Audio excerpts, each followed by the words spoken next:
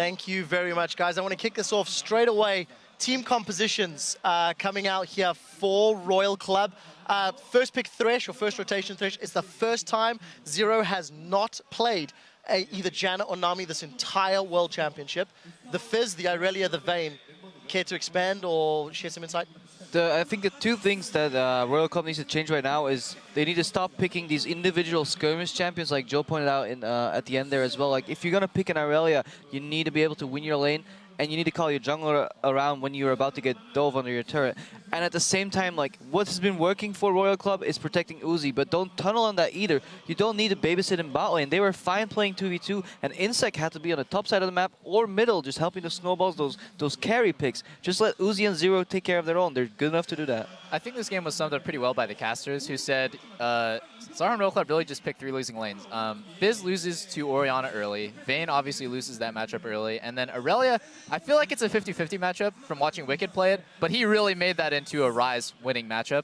And that just means that Insect can't actually do anything, because he's having to constantly hold the hands of these losing lanes, and he can't do it very much. Yeah, but the difficulty, of course, is that, honestly, Cola had been being held down in these matchups already, right? Like, even, at least on Rumble, he can start the game 0-6, but at least Rumble's useful with only 2 items at 20 minutes in. Like, the option was still open to him, if I understand correctly. It wasn't banned here. Like, I don't know why he got off of champions that were actually working.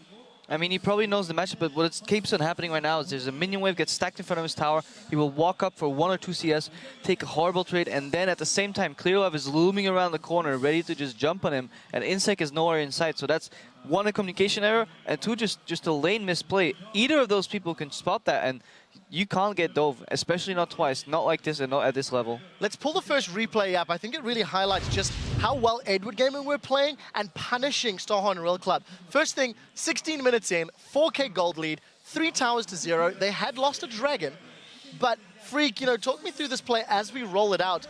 Starhorn Royal Club just, making mistakes and misplays. Yeah, so I mean, this is basically just like the quick kill onto Corn. It's a nice kind of sort of bait here by Corn to set this up, but basically this is just EDG being able to own the jungle. They own top side the entire time. Where's the play?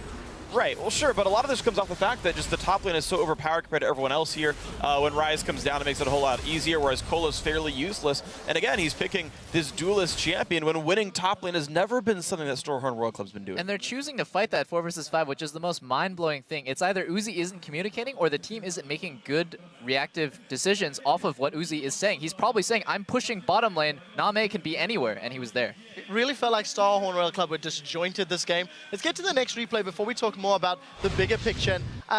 Double Lift, this is a dragon fight that, again, EDG, they had an even bigger lead, and they just kind of roll over Royal Club. Yeah, and just look at this situation. It's honestly unwinnable for Royal Club right now. You see Fizz in the bottom lane, and you see how Starhorn Royal Club is really spread out, but EDG's together. When EDG is a ball with this comp, they just Rune Prison into a kill. And if you roll the clip, it's almost exactly what happens. Because they're so split up, Uzi thinks that he can make a play, some sort of flank on the side. Insec is also looking, but there's no follow-up. Like, who's going to follow up on this Lee Sin Q? Nobody. And then they see Uzi, he's cut off. He's trying to follow up on this Insect play, and he just ends up dying for free. After this, they really just need to leave. Get out, because your AD carry, who's the only one who really won his lane, is dead. So how are you going to win this fight 4 versus 5 when your most valuable player is dead? And then at this point, it's pretty hard for them to come back. I think, if I remember correctly, it snowballed into a Baron, and that's just an insurmountable lead. Right, I mean, not only were the lanes winning, but I mean, all those champions are going to spike up way earlier. Like, single item Fizz, not exactly a great team fighter. Lichbane doesn't even do anything but single target damage. You talk about the top lane losing already, but even if bot lane was equal, and it was, iEdge Lucian is still going to beat almost any other champion at that point in the game. Like, we keep seeing this. Teams pick Tristana and fight dragon battles. Teams have comps like this and fight dragon battles. You have no business winning. Okay, so I've got a question for the 2 players on the desk now. We've seen Starhorn Royal Club win 2 games back-to-back, let's say off raw skill, let's say off team fighting prowess. Now we've seen 2 wins from Edward Gaming, more so strategically than individual play. I want to break down the players in Edward Gaming, and very specifically Name. Name did not impress in the group stage. I think up until this game, I've yet to really be impressed. What do you think about Edward Gaming's individual players, maybe with some focus on Name, as there's one game to determine if they carry on at Worlds or not? Well, this is not a really great game to judge Name's skill, because it's a pretty easy matchup. I do think that Vayne versus Lucian can be 50-50 skill dependent, but really Lucian can always free farm, just push it up. And you saw he was just doing massive amounts of damage, but he was never really fighting Uzi, which is like his lane opponent. I really do think I want to see Starhorn Royal Club kind of mentally refocus and just get those champions that they don't. I don't know what they're doing. Fizz and Aurelia, like, come on, they need to play better lane bullies than that. I actually don't have a ton of respect, actually, for the AD carries that are like Name and Def. They are very good players, but they're sort of my style of AD carry where you kind of suck in lane, and as long as your team is winning, then you get damage output, but you're never going to win your team a game in any meaningful way, whereas Uzi won his team the games, right? Like, I would much rather have an Uzi on my team than a Name. I think what EDG has been doing well is playing a good pick and ban phase. They get these early game champions and they abuse what they have, you know, and these last 2 games they got ahead early really well, and that is testament to their individual skill. You can't deny that top lane, they're winning hard based on game knowledge and individual skill, and Name, he's holding his own, honestly. Coming into this tournament, he was called the best carry, like in China, if not the best AD carry in the world. Clearly, that's not it. Well, Uzi is definitely a contender, if not the guy to take that title.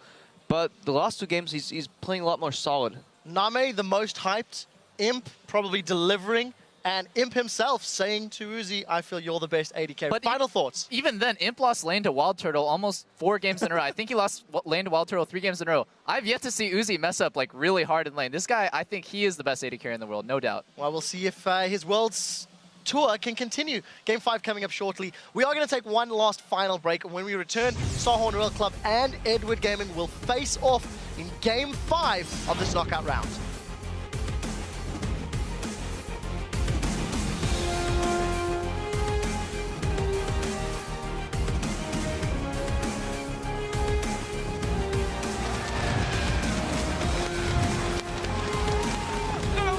To clear up, he flashes away. Rune Prism goes in. Insect goes to the wall. And again, Chunk of Water's coming out from Korn. They are able to take down FCZF. A bit of fuel for the fight. EDG's coming up huge on this one. The box goes down, but nobody's going to be forced to walk into it. Nami just getting out of range, but he does go down. Can the team recuperate the fight?